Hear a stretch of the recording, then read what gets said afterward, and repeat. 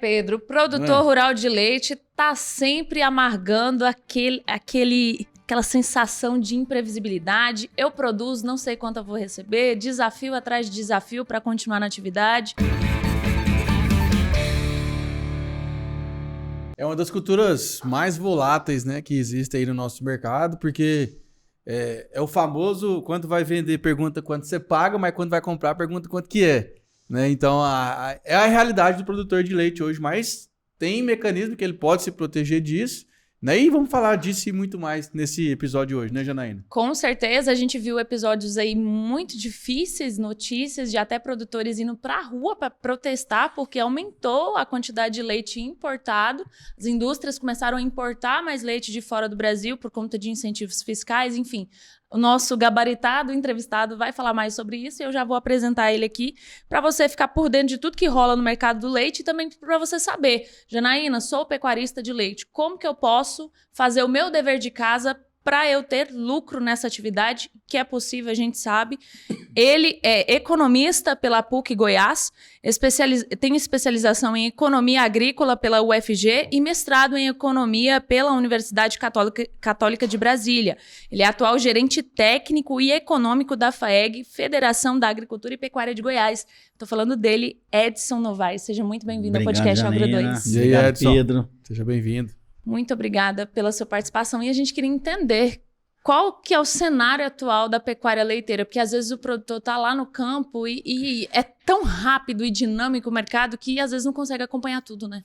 Perfeito. É bom colocar, pessoal, que a pecuária leiteira, né, diferente de outras cadeias produtivas, talvez ela seja a cadeia mais complexa que a gente tem hoje, não só em Goiás, mas no Brasil, em termos de cadeias produtivas, né? Porque são uma série de fatores, de aspectos que influenciam a questão da produção de leite dentro e fora da propriedade. E aí a gente precisa fazer um histórico bem breve, né, do que era a pecuária leiteira antes de 1990 e depois de 1990. Até julho de 1990, o preço do leite era tabelado, né, pela SUNAB, né, pela CONAB, a antiga SUNAB na época. Então, cada um tinha suas margens, né? Indústria, comércio, Potô, tinha os percentuais que cada um recebia do valor do leite que era comercializado no mercado consumidor. E em julho de 1990, né, uma portaria da SUNAB acabou com o tabelamento de preço de leite. Então, deixou o leite, passou a ser um produto de mercado, praticamente. Só que o que acontece? Nós somos pegos meio de surpresa com essa ação muito rápida, né? Então a gente passou a ter um país, né, com a produção de leite não tão competitiva quanto a outros países do mundo, né? E aí nós tivemos que, num prazo muito curto de tempo, de se profissionalizar, o produtor se profissionalizar, a indústria se profissionalizar, para a gente poder ter uma cadeia competitiva com o mundo todo. Então, daí começou a história, vamos chamar assim, a profissionalização da pecuária brasileira e, logicamente, da pecuária goiana. E nesses últimos 45, 46, 50 anos, nós avançamos muito na questão da produção de leite. Demais. A gente passou de ser importador, né? Nos tornamos autossuficientes na produção de leite, profissionalizamos, melhoramos a genética, melhoramos a sanidade, melhoramos a qualidade, melhoramos a gestão, né? E nos tornamos um país competitivo na produção de leite. Só que a gente ainda precisa fazer muito, ainda tem muito a se trabalhar. Os desafios da cadeia são muito grandes, né? E volta e meia, a pecuária de leite, ela dá saltos de altos e baixos, né? Você tem, hoje no Brasil, a gente tem, principalmente na região centro-oeste em Goiás, a gente tem duas realidades bastante, características bastante relevantes, né? Você tem produção nas águas e produção na seca. Então, nós temos, o grande problema da cadeia leiteira são as altas instabilidades de preço do leite que a gente tem durante o ano e que isso não dá aos produtores uma condição dele se planejar a curto, médio e longo prazo. Então, por isso que a gente tem crises cíclicas na pecuária de leite em Goiás e no Brasil, por conta dessas questões. Então, a gente tem problemas dentro da propriedade e temos problemas fora da propriedade. E uma delas que a gente está vivendo agora é a questão das altas importações de leite, proveniente principalmente do Mercosul, da Argentina e do Uruguai, né? Qual o cenário que nós temos hoje? É um cenário que não começou de hoje, né? Então, nós temos aí o estado de Goiás e alguns estados brasileiros com queda na produção de leite nos últimos 3, 4, 5 anos. Goiás tem caído da produção nos últimos 4 a 5 anos, né?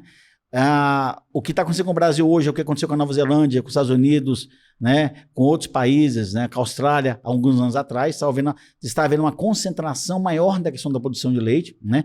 Hoje nós temos cerca de 30% dos produtores que produzem 70% da produção e temos 70% dos produtores que produzem 30% da produção de leite. Né? E, logicamente, o leite ele tem uma característica econômica e social muito forte, né, principalmente no Brasil. Então, qualquer crise que afeta a pecuária leiteira vai afetar principalmente os mini e pequenos produtores.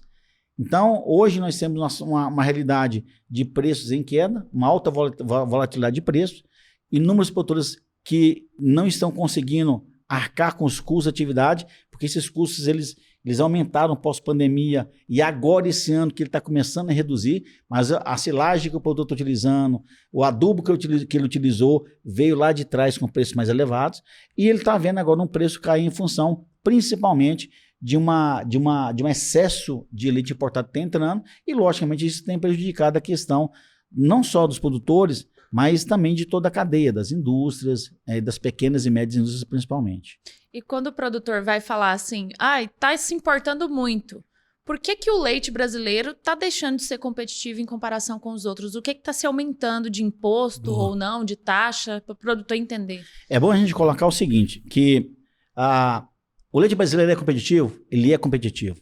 Só que nós temos alguns aspectos que impactam nessa questão dessa competitividade, que fazem com que o produto brasileiro ele seja mais caro do que o produto argentino, mais caro do que o produto uruguaio, mais caro do que o produto neozelandês, mais caro do que o produto australiano. Por quê? Porque nós temos um custo do Brasil muito elevado, né? O custo de logística, né?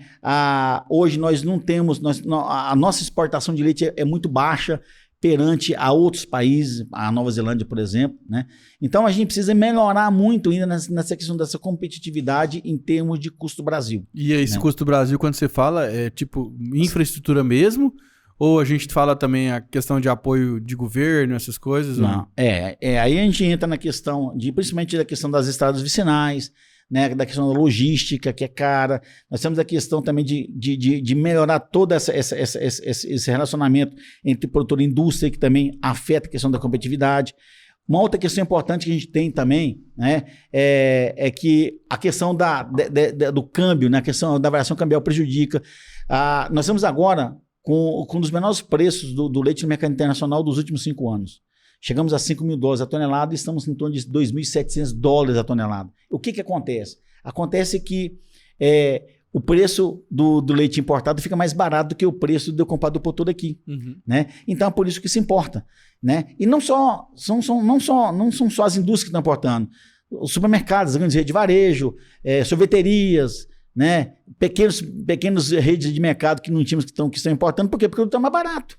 Então a gente tem menor o quê? A gente tem todo um trabalho a ser feito internamente em termos de competitividade, mas nós temos que o governo tem que nos auxiliar nisso. Por quê? Porque como o leite é um produto de importância econômica e social muito grande, né?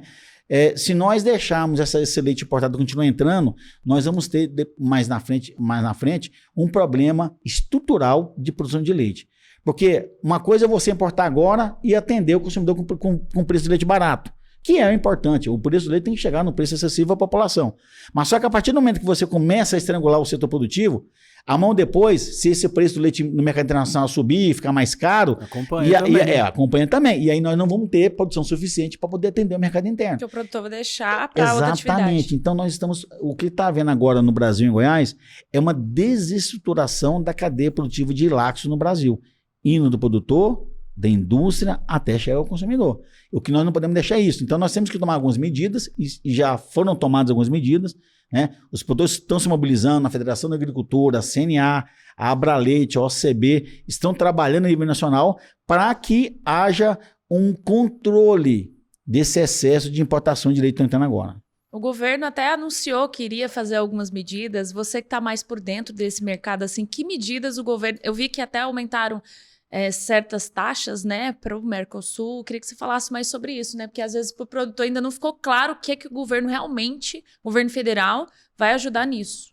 Bem, na verdade, essa questão das importações, elas começaram a se intensificar desde setembro do ano passado, né? E ela tomou grandes proporções, principalmente a partir de março desse ano. de março para cá, nós tivemos os maiores volumes importados da história do Brasil, né? Então, para você ter ideia, se eu pegar de janeiro a julho de 2023, comparando com o mesmo período do ano passado, as nossas importações aumentaram mais de 200%. Caramba. Muita coisa. Principalmente leite em pó, proveniente da Argentina e do Uruguai. Praticamente 95% que a gente importou está vindo da Argentina e do Uruguai. Isso beneficia o quê? Isso beneficia o produtor argentino, isso beneficia o trabalhador argentino e uruguaio, né? Porque os postos de trabalho são criados lá, não são criados aqui. Então, algumas medidas foram adotadas. Nós tivemos aí uma grande audiência pública no último dia 16 de agosto em Brasília, com mais de 500 produtores, capitaneados e organizados pela Frente Parlamentar Agropecuária, capitaneados e coordenados pela Frente Parlamentar de Apoio ao Produtor de Leite, pela OCB, pela Abraleite e pela CNA.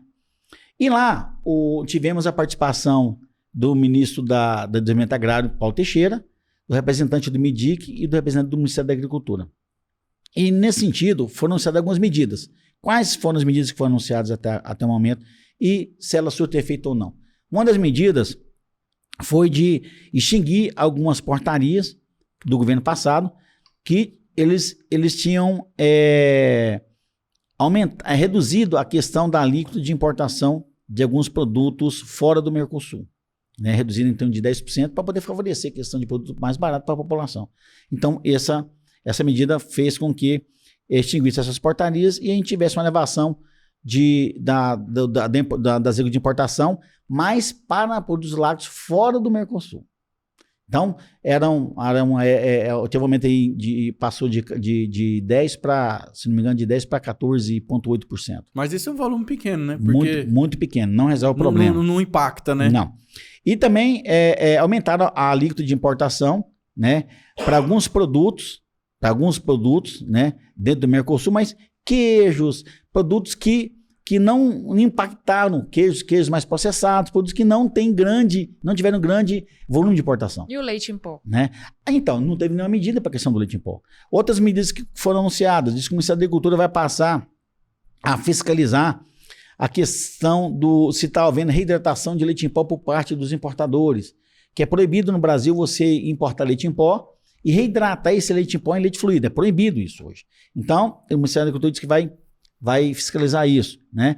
Foram anunciada a medida de 200 milhões de reais para aquisição de leite da agricultura familiar para programas de aquisição de alimentos e para programas de merenda escolar.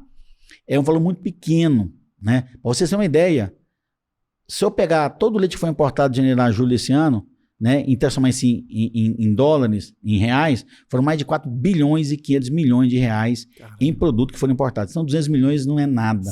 5%. Né? Então, o que nós precisamos? Nós precisamos de medidas de curto prazo, né, que no mínimo cerceiem essas importações de imediato. Né? Então, uma medida que poderia amenizar esse problema agora seria suspensão dessas importações no prazo de 30, 40 dias, até que essas medidas comecem a ter efeito e haja aí um efeito contrário na questão desse excesso, né, de leite que nós temos no mercado hoje. Ô Edson, mas deixa eu fazer o advogado do diabo aqui, porque eu acho que é bom a gente discutir os assuntos, né, pensando no macro, né? Então, por exemplo, vamos falar de política, não, porque vamos ficar no cunho técnico, claro. Logicamente. Você acha que tem alguma coisa a ver o presidente atual ser alinhado com o presidente da Argentina hoje, nessa linha ideológica de querer meio que favorecer um pouco a Argentina, porque a gente sabe que, né, lá eles estão num processo eleitoral, o pessoal de esquerda está bem decadente lá, né, tá tendo uma insurgência lá de um candidato de outra linha ideológica. Você acha que tem alguma coisa por trás aí, numa teoria de conspiração, que pode estar agindo para favorecer essa importação de Argentina para cá? Olha, eu acho que essa questão está muito acima da questão de governo, da questão política partidária. Boa. Nesse sentido. Até porque é o seguinte, as importações começaram a partir de setembro do ano passado para cá. Nós temos outro governo de setembro do ano passado para cá. Né? Entendi. E outra coisa importante, os acordos, um acordo dessa magnitude Mercosul é um acordo que tem muitas travas. né? Porque esse acordo, ele trata de lácteos, ele trata de carnes, de proteína animal, ele trata de produtos processados, ele trata de eletrodomésticos, ele trata da linha branca, ele trata de uma série de questões, né? Então, hoje não é proibido importar. Você pode, né, dentro do Mercosul, você tem um acordo, né, de comércio no Mercosul, onde a taxa de importação para alguns produtos, que tem uma lista de exceção, é zero, né? E o lácteos é um desses produtos. Então, o que a gente precisa é encontrar formas, né, de poder agir nesse sentido, né, para poder cercear esse excesso de importações. Primeiro, há algum subsídio que o governo argentino, Uruguai, está tendo para poder mandar esse leite para cá? Nós, recentemente, descobrimos que o governo argentino tinha dado um subsídio para os produtores argentinos que ele teve vigor até junho de 2023. Então, se teve, então a gente não está concorrendo com o produtor argentino. Nós estamos concorrendo com o governo argentino. A outra questão importante, primeiro, então, isso é verificar se... Outra coisa, está havendo alguma política de dumping, ou seja, eles mandando produto para cá com custo, com preço mais baixo do que o custo de produção deles? A gente tem que verificar isso, né? Outra coisa importante, quanto que produz o Uruguai em termos de leite? 10 bilhões, 12 bilhões? E quanto está se mandando para cá em termos de importação? Está mandando mais do que... a quantidade de leite importado está vindo para cá, está sendo maior do que eles estão produzindo? Se está ocorrendo isso, pode estar havendo triangulação de leite de outros países para cá, né? Que entram com taxa de impostos mais baratas nesses países, e como desse país para o Brasil é zero, então estão burlando a questão da tarifa externa comum que nós temos com outros países fora do Mercosul. Então tem uma série de questões que não estão trabalhando, mas o que é importante é que o governo federal possa tomar uma medida, né, de curtíssimo prazo, mas que seja efetiva para, ao mínimo, você reduzir esse excesso de importações para que não prejudique mais os produtores goianos e brasileiros. Porque isso tem feito com que a pressão sobre os preços está muito grande.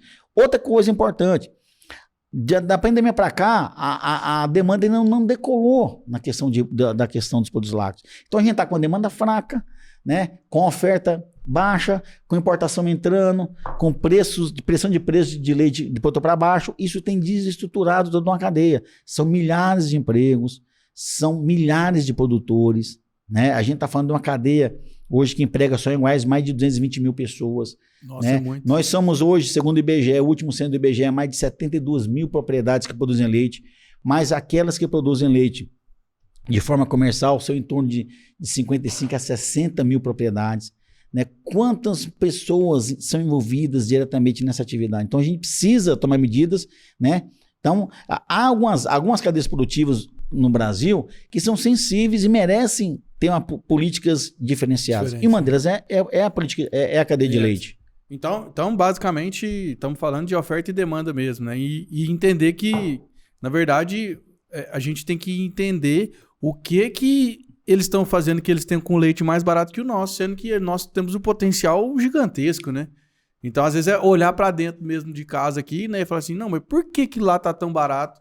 E aqui, né? Lá eles estão com problemas gravíssimos de inflação aí que a gente tá vendo aí, de desvalorização da moeda deles. E mesmo assim ainda tá bom para eles.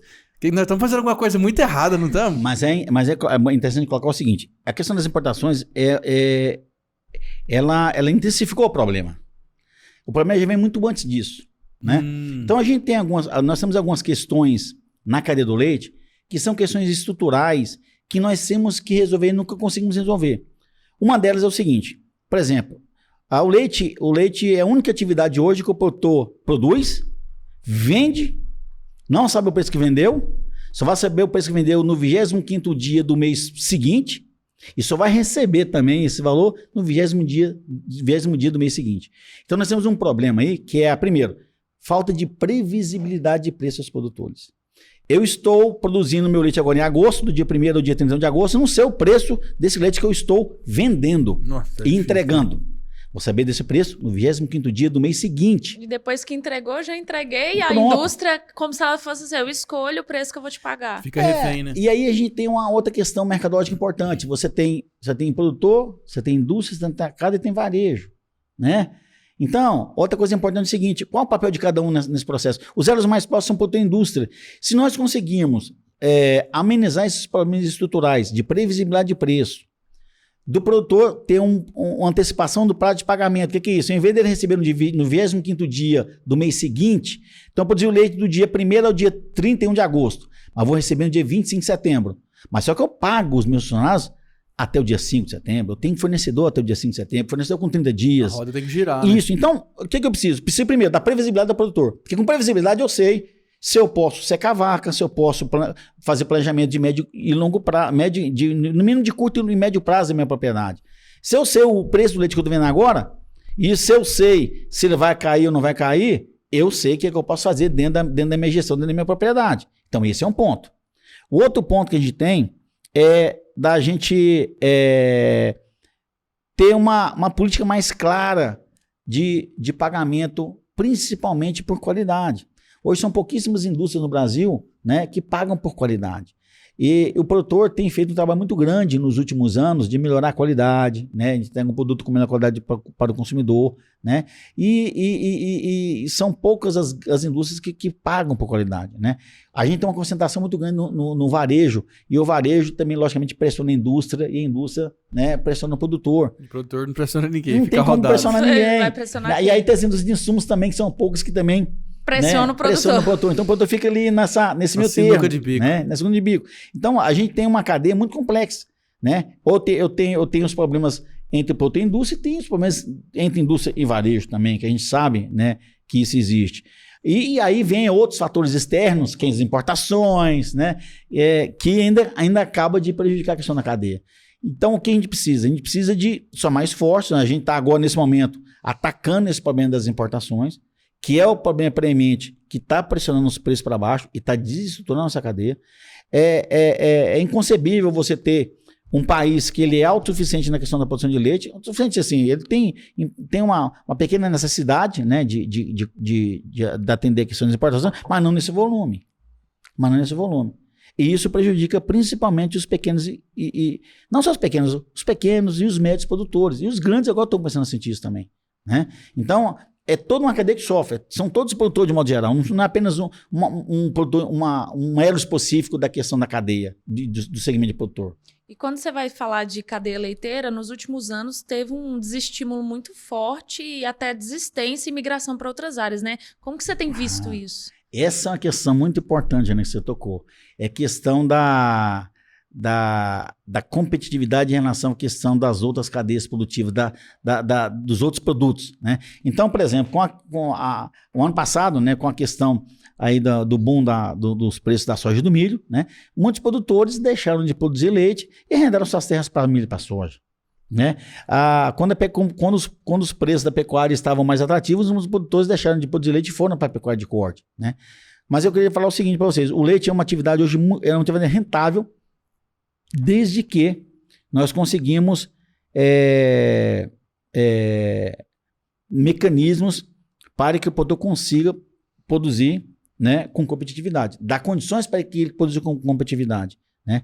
Hoje nós temos aí, comparado o leite com a soja, o leite com pecuária de corte, o leite com silvicultura, leite com avicultura, com suinocultura, talvez uma das mais rentáveis hoje, né, por hectare produzido hoje no Brasil.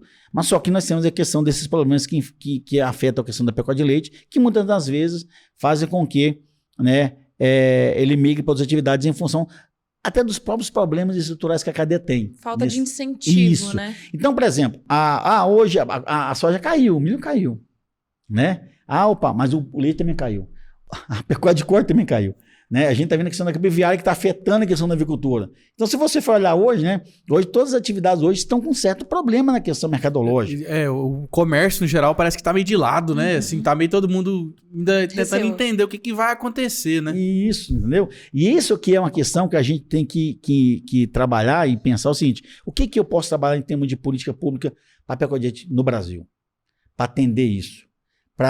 Não falo proteger, mas para dar condições que o produtor brasileiro tem as mesmas condições que o produtor argentino e uruguaio. Se você vai na Argentina comprar uma ordenha mecânica, você vai comprar um trator, né? Os impostos são mais baratos que os impostos no Brasil, né? As estradas vicinais argentinas são melhores, né, do que as estradas vicinais brasileiras. Então, esse que a gente chama de custo Brasil, que a gente precisa trabalhar, melhorar. E isso tem que ser uma soma de forças. A soma de forças do setor privado, como fala setor privado, produtor de leite, indústrias, né? A pesquisa, né? E, logicamente, o Estado, né? Auxiliando nessas questões aí. E não existe nenhum laticínio que compra o produtor e que paga ele semanalmente ou diariamente? Todos assim, é padrão? Não, nós temos aí algumas empresas, né? Que têm políticas diferentes, né? Porque você tem empresas e empresas. Você tem pequenas, médias e grandes empresas. Você tem empresas que têm um nicho específico de produtos que conseguem dar essa previsibilidade para os produtores, né? E aí é importante colocar que o sistema FAEG, Senar e FAG, né, nosso sistema, nós temos trabalhado muito nisso. Em julho de 2019, o governador Ronaldo Caiado criou uma câmara, chamada Câmara Técnica de Conciliação da Cadeia Láctea. Essa câmara surgiu em função de uma crise cíclica também, que a gente tivemos uma reunião na FAEG com mais de 600 produtores, os preços caindo, né, principalmente por conta da questão dessa alta instabilidade de preço que a gente tem, dessa falta de previsibilidade. Então nós criamos uma câmara chamada Câmara Técnica de Conciliação da Cadeia Láctea. Essa câmara é formada por representantes de produtores e indústrias e coordenada pelo secretário da Agricultura, né? Essa câmara se reúne todos os meses, né, uma vez por mês, e dentro dessa câmara foi criado um índice, que é um índice da cesta de derivados lácteos. O que é esse índice?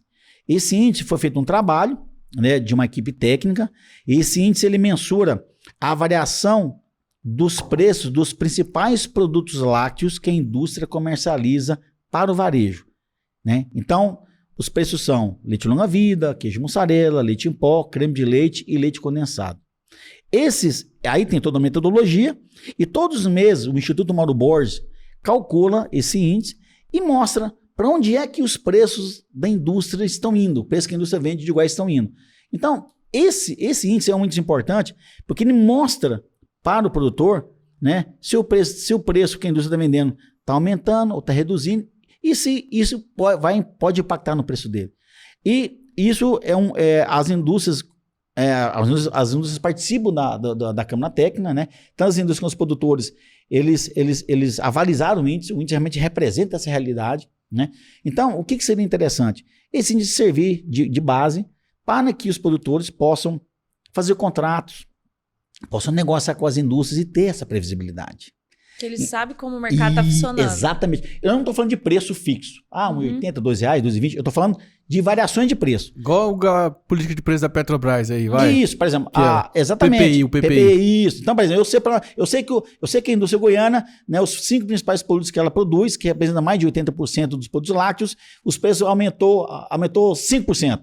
Então, por que o preço do produto vai cair, sendo que o preço que a indústria vendeu vai aumentar 5%? Opa, vamos fazer um contrato em que eu baseio no índice e mais alguns critérios de qualidade, de volume que cada indústria tem, para a gente poder ter essa previsibilidade. Porque se eu já sei o ganho que eu tenho por qualidade, se eu já sei o ganho que eu tenho por volume, que as indústrias têm as tabelas deles, e eu sei da variação do índice, então eu sei, se o índice cair, eu sei que o mês que vem o meu preço vai cair naquela proporção ali. O mercado está me sinalizando nisso. Vai subir, né? Isso. Ou se vai subir, para que eu estou caindo? Então, a gente está trabalhando nesse sentido para poder melhorar, principalmente, essa questão da previsibilidade dos preços aos produtores, né? Não só da previsibilidade, mas também da questão da antecipação de prazo de pagamento. E você perguntou, algumas empresas conseguem pagar o produtor antes? Conseguem. Né? Nós temos algumas empresas que conseguem pagar o produtor no dia 15, paga de 15 em 15 dias, né? Algumas pagam no dia 20, algumas dão um desconto ali bem pequeno na questão de juros para que ela possa antecipar esse pagamento para ele. Igual cartão de crédito. Isso, né? Então, isso tudo está sendo discutido, mas tem que avançar mais, tem que pegar um número maior de produtores, né? Para que eles tenham essa segurança da questão da previsibilidade. Imagina você, Pedro, você é um cara que produz cenoura.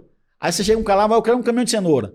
Aí você carrega o caminhão, mas não sabe o preço que você vende a cenoura. Não. Isso não existe. Brabo né, demais. né? Então, por que no leite tem que ser assim, então, né? Exatamente. Mas sim, pensava, né? Assim, eu não sei como é que é a cadeia de leite nos Estados Unidos, mas deve ser parecido. Mas porque, assim, eu acho que é inconcebível você pegar um país igual os Estados Unidos e você falar isso pro produtor que ele vai receber o leite que ele produziu hoje, daqui um mês. Lá não tem conversa, né? E se o cara ele não sabe o preço. O cara chegou lá, eu produzo 10 mil litros de leite.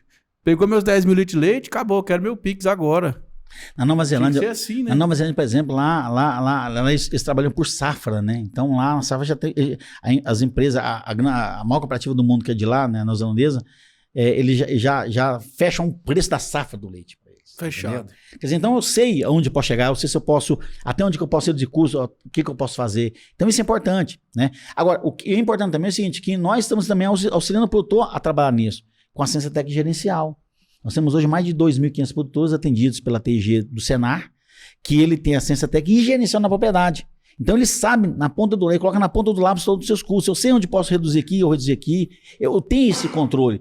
Nós precisamos levar isso a mais produtores, né? Desde que foi criada a ciência técnica gerencial pelo Senar Goiás, em 2016, nós já atendemos mais de 8.000 produtores.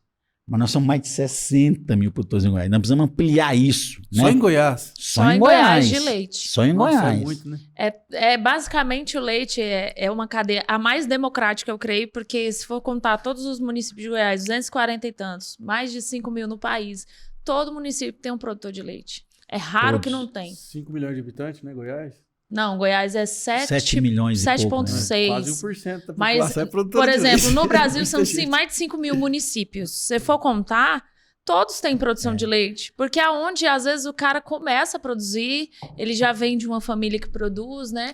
Então, quando você não incentiva essa cadeia, você afeta o mercado local, afeta a geração de emprego, afeta Isso. o crescimento das crianças, porque tá ligado também, né? O leite é esse alimento considerado mais completo do mundo, né, Edson? Exatamente. Agora, o que é importante, assim, hoje nós temos em Goiás, segundo o IBGE, 152 mil propriedades rurais. Dessas 152 mil propriedades rurais, 72 mil produzem leite. Todos os municípios de Goiás, os 246 municípios, produzem leite. É uma atividade que está presente nos 246 municípios de Goiás, né? Agora, dos 72 mil, né, quais são aqueles que a indústria compra e industrializa? Aí isso cai um pouco, né? Muitas propriedades produzem para subsistência, para fazer queijo, consumo próprio. Então são em torno, aí, a gente estima que em torno de 55 a 60 mil propriedades são propriedades comerciais de leite no estado de Goiás, né? Agora, eu sempre gosto de falar o seguinte, os desafios da cadeia são muito grandes, né?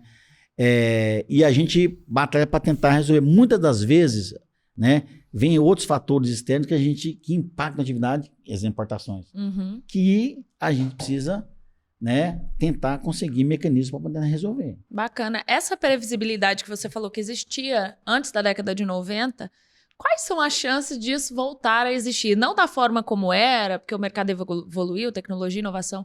Existe uma forma do governo fazer essa previsibilidade, como o governo neozelandês já faz, para que o produtor ele tenha mais segurança. Porque o que eu vejo, a indústria laticínia no país ela é um pouco concentrada. Se for olhar em Goiás, mais ainda. Questão de grandes empresas e tal. A indústria tem interesse em trazer essa previsão para o produtor? Olha só, é bom a gente colocar o seguinte, que não é o governo que faz essa previsibilidade na Nova Zelândia, né? Lá é o próprio setor privado que faz isso, né? Lógico, só que lá, assim, lá você carrega leite via linha férrea, né? Os vagões são refrigerados de trem. O trem passa dentro da propriedade do cara, do produtor, pega o leite e leva para a indústria. Engata, né? Ali no pipa pronto. ali. Então Você não imaginava aqui ainda. Hoje imaginava aqui, né? Mas o que acontece? Hoje a gente avançou muito na questão da discussão na relação produtor-indústria. Né? Nós somos do que era, precisamos avançar mais, né? Precisamos avançar nessas discussões da previsibilidade, né? Nós já chegamos a um consenso de que o índice de derivados da cesta de derivados lácteos é um índice que traz uma realidade do comportamento do mercado da indústria para o varejo, que já é um grande avanço. O que a gente precisa é estreitar esse relacionamento e fazer com que realmente, né, as indústrias possam dar ao produtor essa oportunidade, dar ao produtor esse mecanismo, né, para que ele possa escolher. Lógico, ninguém é obrigado a fazer contratos. Se eu não quero fazer contrato, eu continuo não fazendo contrato. Se eu quero fazer contrato, eu faço contrato. Mas é colocar as alternativas que o produtor tem para que ele possa ter essa previsibilidade. É o que a gente está tentando construir com isso, né? O que o governo pode auxiliar é nessas questões do Custo Brasil, né, de políticas para poder melhorar a questão da logística, políticas para poder auxiliar na questão do controle dessas importações excessivas de lácteos que prejudica a nossa pecuária brasileira e goiana, aí o Estado pode entrar, né? Lógico, ele pode entrar, por exemplo, hoje a nossa Câmara de Conciliação, o conciliador é o próprio Estado, né? Que o secretário da Agricultura é o coordenador, e aí você tem produtor de um lado e usa do outro e a gente conversa. Mas onde é que está um varejo nesse processo? Onde é que está um atacadista nesse processo? Eles têm que entrar para discutir toda a questão da cadeia também, né? Porque os impactos que você tem na pressão de queda de preço no varejo, não estou falando que não deva cair. Eu acho que a gente tem que ter um preço justo para o consumidor, mas também um preço justo para o produtor, né? É porque o varejo parece que ele é um negócio que anda sozinho, né? Porque a gente tá vendo o movimento, por exemplo, do preço da arroba do boi, que já tá caindo faz tempo. Mas na gôndola tá aumentando, né? E então, não cai no açougue, né, Não cai no açougue, né? Você vai pagar lá, tá 30 conto lá, 1 quilo de peito de frango, ué. Vai ver quanto que o produtor tá recebendo. Exatamente. Esse é o grande desafio de você ter um setor econômico que produz a céu aberto, né? Em que nós não somos formadores de preço, nós somos tomadores de preço. Os produtores são tomadores de preço. Mas o mercado é mercado, é oferta e demanda, ninguém está aqui para discutir isso, né? Isso, a lei do mercado. Lei do mercado. Agora, nós temos que ter as regras claras, né? As regras claras, eu saber o preço do produto que eu estou vendendo, eu tenho que saber o preço desse produto que eu estou vendendo, né? E, logicamente, melhorar a minha qualidade. A gente tem feito isso bastante, né? Os produtores têm intensificado, aumentado a sua escala de produção, melhorado, produzindo um produto cada vez mais sustentável. Hoje nós temos inúmeros produtores com energia fotovoltaica na propriedade, com biodigestores, utilizando adubos orgânicos, né, ou compostagem na questão esterco, na questão de adubos para o milho silagem. Então, você percebe que os produtores têm trabalhado muito fortemente na questão de produzir cada vez um produto mais sustentável. Mas e o custo disso? Verdade. Né? E o preço que está recebendo disso? E dentre esses desafios do produtor, a gente fala muito aqui de diversas cadeias do agro. Toda a cadeia do agronegócio, seja ela pecuária ou agricultura, o produtor ele tem formas de se proteger. A gente sabe. Vamos supor, o boi e a soja. O produtor ele vai lá e trava o preço. Hedge, né? Ele faz o hedge dele. Como que o produtor, o pecuarista de leite está nos ouvindo? Como que eu faço, Edson, para eu me proteger naquilo que eu posso fazer? Porque o mercado eu não posso tocar nele, infelizmente. O que eu posso fazer para me proteger? Seja eu, às vezes, pequeno, médio ou grande. Bem, nós estamos trabalhando através da Câmara Técnica de Conciliação da Cadeia Láctea a questão do aprimoramento desse instrumento, desse índice, para que ele sirva para auxiliar o produtor na questão da previsibilidade de preço. E a CNA em Brasília, que é a nossa entidade, juntamente com a OCB, com outras associações Abraleite, estão trabalhando também na questão de estudando a questão do mercado futuro de leite no Brasil. Né? Como que eu posso, de repente, trabalhar o leite como uma commodity na B3 e fazer o travamento de preço como é a soja, o milho, como é o boi. O diesel, o etanol, isso. Tudo faz. Exatamente. Mas hoje nós temos um mercado futuro estabelecido por leite em pó na Oceania. Né? Hoje você tem aí o GDT, que é um leilão que você tem de 15 em 15 dias de leite em pó, que a Nova Zelândia, a Austrália e outros países participam, né? E lá você tem travamento. Então, outros países compram esse leite, já tem precificação de preço futuro de leite em pó, né? Para final do ano, para março do ano que vem. Então, esse mecanismo já existe em outros países, né? E a gente está começando a estudar no Brasil. Agora, é fácil? Não é fácil, porque é uma cadeia muito complexa, né? Hoje você tem diversos produtores com sistema de produção diferentes, produtores mais tecnificados, produtores menos tecnificados, produtores pequenos, produtores médios, produtores grandes. Né? A logística nossa, às vezes, também precisa melhorar para poder favorecer essas questões. Né? O setor de refrigeração tem modernizado muito, a gente precisa tentar verificar como que nós podemos transformar o leite, né, que está em 256 municípios, na maior parte dos municípios brasileiros, em uma commodity como é a soja, milho, boi, né, como é o suco de laranja, como é o açúcar. Esse é o grande desafio que a gente tem e a gente está começando, estamos trabalhando nisso. Né? Para num futuro bem próximo nós termos essa possibilidade, né, de repente dos produtores através de uma parceria com o setor industrial, produzindo um leite em pó, um outro produto e começar a travar esses preços, né, na B3 ou em outra bolsa. E dentre esses casos o produtor também ele tem assistência técnica e gerencial, seja ela privada ou pública, A gente fala que é pública porque você paga uma taxa aí na sua nota fiscal dos produtos que você vende, que é uma taxa considerada até irrisória pelo trabalho que é feito, né, Edson? Exatamente. E aí é importante colocar o seguinte, nós temos o Senar, Goiás, né, que participa do nosso sistema, nós temos a Emater, que tem um vasto trabalho também na questão de extensão rural, né, e a gente precisa com que a assistência técnica gerencial chegue ao maior número de produtores possíveis, né. Lógico, hoje nós temos alguns produtores que conseguem pagar um técnico, né, conseguem ter um técnico ali disposto na propriedade, mas outros não. E a gente precisa auxiliar esses produtores, né, porque são produtores que têm muito potencial, né, são produtores que conseguem produzir com a qualidade muito superior, né, até a produtos europeus, a produtores europeus, né. Agora, a gente precisa ter os mesmos padrões de concorrência, né, os mesmos padrões de competitividade, que hoje nós não temos com relação, principalmente aos nossos países vizinhos, quanto muito menos aos países europeus, né, onde lá você tem subsídio para exportação, você tem, né, vários subsídios, eles estão colocando agora barreiras ambientais, né, que para que a gente possa inibir a questão da nossa competitividade. Então, tem uma série de questões que nós temos que discutir em termos de política pública para dar condições para que os produtores de leite, e não só o produtor de leite, o produtor rural goiano e brasileiro possa competir em forma de igualdade, né? Porque hoje, nenhum país do mundo, né, e a gente sempre fala isso, e a gente tem vários estudos da Embrapa que mostram que hoje o produtor rural brasileiro é um dos mais competitivos do mundo, seja em qualquer tipo de atividade agropecuária, né? E nós temos o leite também.